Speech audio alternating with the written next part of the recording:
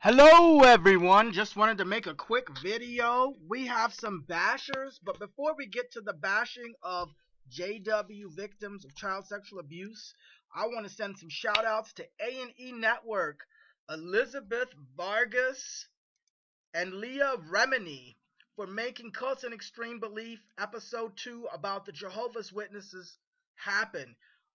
A lot of our tweets, I know I have been tweeting incessantly to A&E and to Leah Remini and to Elizabeth Vargas and so many other major media outlets, and it's so wonderful to see the news reports, the very same news reports that I and so many of us have been tweeting to them, the court documents, all of this has been shown. Well, not all of it, of course, but a lot of it was shown on the A&E, and it's so great to know, to have people directly respond to you. Leah Remini has responded to me directly on Twitter.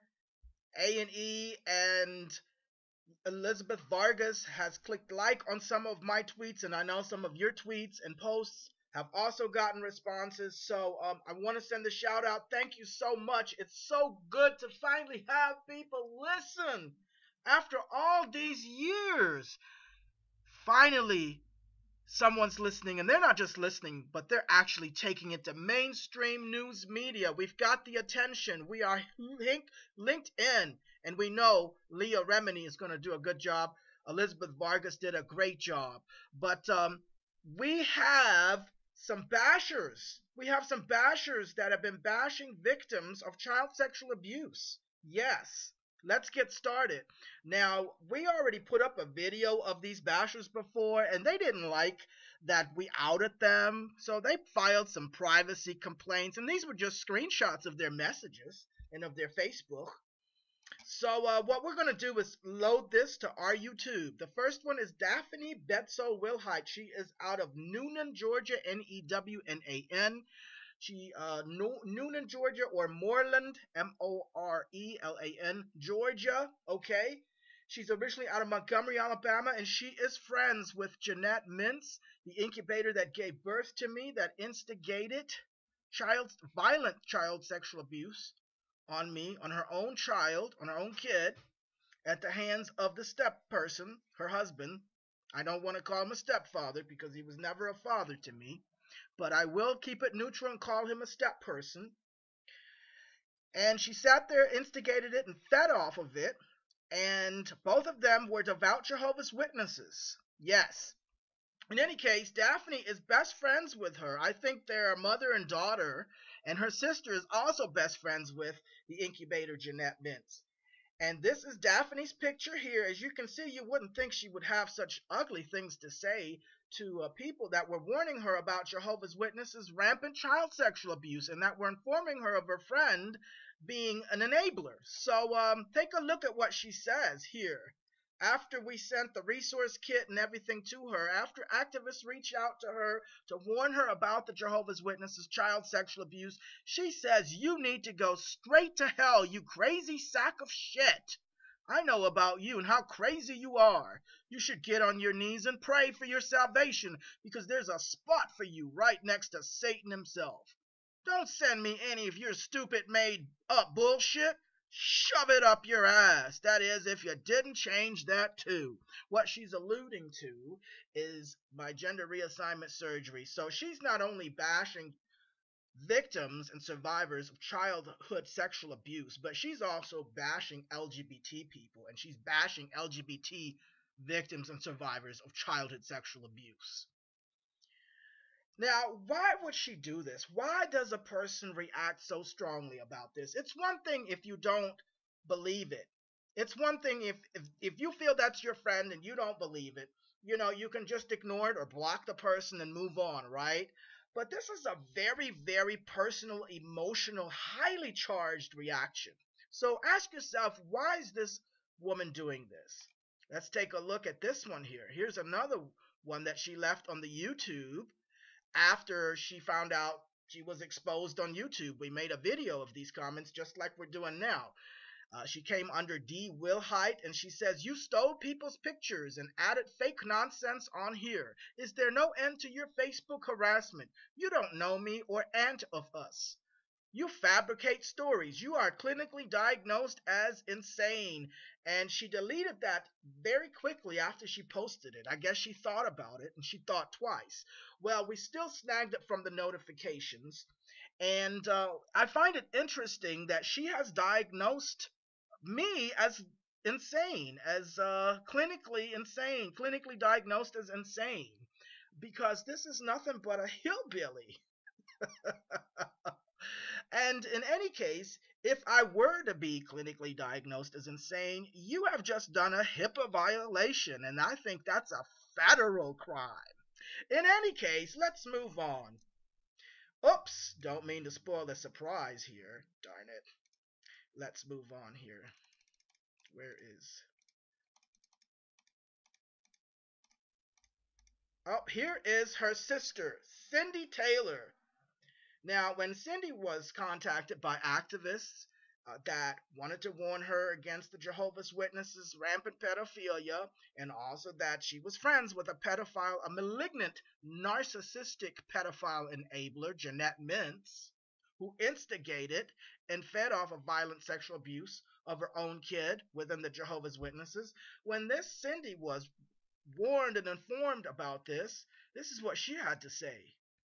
Hold on, let me get to the private message here. As you can see, the resource kit was sent to her as well. She says, "Look, I don't know you, but I know Jeanette. And stay off my page. You don't know her, and stop spreading lies. God bless you." Oh, okay. "I know Jeanette and her husband, and the story is false. He husband is dead. Stop running your mouth. You don't know anything about." So I think from that I gather she wasn't very happy. But look what she does. Now let's go back here. She comes onto the screen, onto the page, right here at the very top. She says, y'all need to go and get you some Jesus and leave people alone." And then her next one is, "Look, stupid, her husband died. You trying to start trouble where it isn't need. You need to go to church is what you need." And then down here on the bottom, uh, she says, let me give you the next screenshot here. On the very bottom, this is a continuation of the first one, but on the very bottom here, she says, Cindy Taylor says, "Screw you, now you're getting personal. I didn't stick up for him. Like I said, you don't have a life. I testified against him, stupid woman. Get a life of your own. Stop messing in my families." So Cindy was asked if her own father didn't sexually molest her friends. It says here, "Cindy Taylor, didn't your own father sexually molest your friends? Did you deny and stick up for him too, like you are doing for Jeanette Mintz? Your dad went to prison for it, didn't he? Guess you're degrading his victims too and threatening them." And that's in her response. She says that she stuck up, she did not stick up for her dad, and that she actually testified against him. Well, I have to say, if you're going to stick up for pedophiles, Gregory Mintz, and pedophile enabler Jeanette Mintz, these people aren't even in your family. I mean, if you're going to stick up for these kind of people, you might as well stick up for your own dad. He's sitting in prison right about now for life. Let's take a look at Daddy. Where did Daddy go? Let's take a look at your daddy. Right here, you see, this man is in prison for life for sodomy and raping young children. Now, let's look at this. This is Pharrell Bedsole. This is Daffeny Bedsole and Cindy Bedsole Taylor's father. Okay, and he was raping and molesting their friends. Now, I don't know if they knew.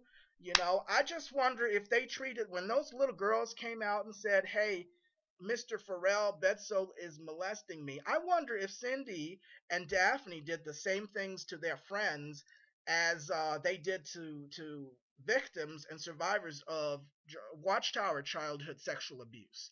Take a look at this guy's record, Bedsole versus State. You can get this in case law. If you're going to do background checks, Check out LexisNexis. You can find out a lot. It says right here the appellant Pharrell Bedsole was convicted of first-degree sodomy and first-degree sexual abuse for offenses committed against KW, and second-degree sodomy and second-degree sexual abuse for offenses committed against AW, right there at the top. So AW and KW, I assume, are not Daffeny Bedsole Wilhite or Cindy Bedsole Taylor. So these are their friends. So the question is, did they know? And even if they didn't know, when these victims came forward, did they treat them the same way that they're treating victims of Jehovah's Witness cult abuse and cult childhood sexual abuse? That's a good question, isn't it? So, why are they acting like this? Why are they so emotionally charged? This is the reason. You see, birds of a feather, birds of the same feather flock together. Isn't that what they say?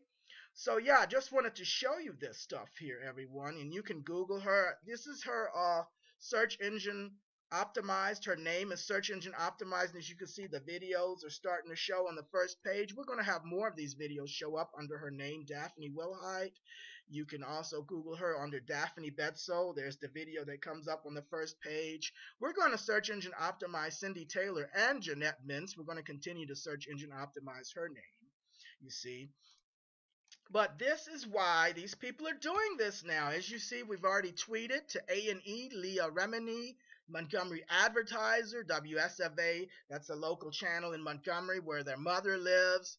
And we've tweeted these things, and we're going to make this public. I think this needs to be known, you know.